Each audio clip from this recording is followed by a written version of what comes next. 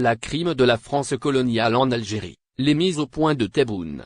Commission algéro-française d'historiens, chargée de traiter les litiges sur les questions mémorielles, a-t-elle subi les effets des surenchères menées depuis plusieurs mois par l'extrême droite française, qui ont poussé l'Élysée jusqu'à faire marche arrière à propos d'un dossier auquel l'Algérie tenait énormément. Le travail de la commission a cessé après l'intervention de facteurs politiques et diplomatiques, avait reconnu, il y a un mois jour pour jour, Benjamin Stora, lors d'une intervention sur le plateau de Ces Politiques.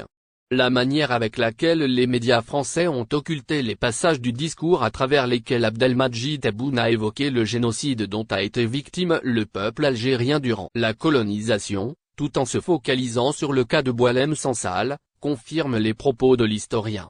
Pourtant, le président de la République n'a fait que rappeler des épisodes de l'Holocauste commis par la France en Algérie pendant plus d'un siècle. En effet, le chef de l'État a réitéré dimanche la demande de reconnaissance par l'État français des crimes commis pendant la colonisation de l'Algérie.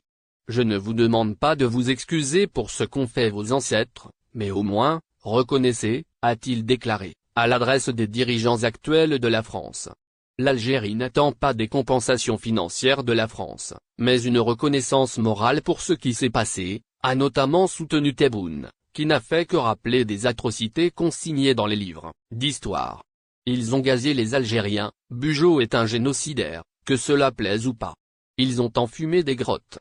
Ce n'est pas un génocide, en mai 1945, il y a eu 45 000 morts, ce n'est pas un génocide, a-t-il interpellé.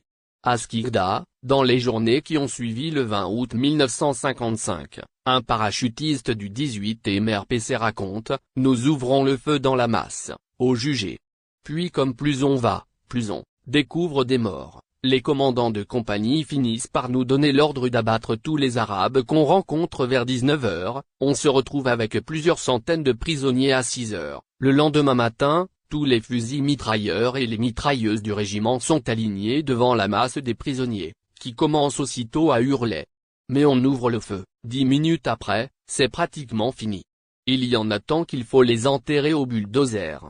Au Douar Terioui près de Ain Touta, 112 Algériens, en majorité femmes et enfants qui s'étaient réfugiés dans une grotte, ont été attaqués à la grenade asphyxiante et ont trouvé la mort.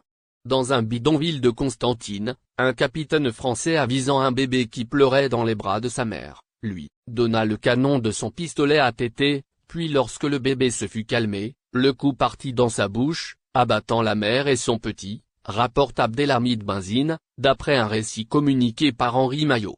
Ces quelques exemples des horreurs subies par les Algériens suffisent pour effacer le mythe des bienfaits de la colonisation. Ce qui s'est passé en Algérie pendant la colonisation, ce ne sont pas des légendes, a conclu Abdelmadjid Tebboune, qui a insisté que l'Algérie n'exige pas des excuses, mais de la reconnaissance sur la période coloniale. Vous êtes devenu une puissance nucléaire et vous nous avez laissé des maladies. Venez nettoyer, nous n'avons que faire de votre argent. Je ne laisserai pas tomber la mémoire, je ne demande rien, ni euros ni dollars, mais la dignité de nos ancêtres et de nos citoyens, a-t-il soutenu, s'adressant aux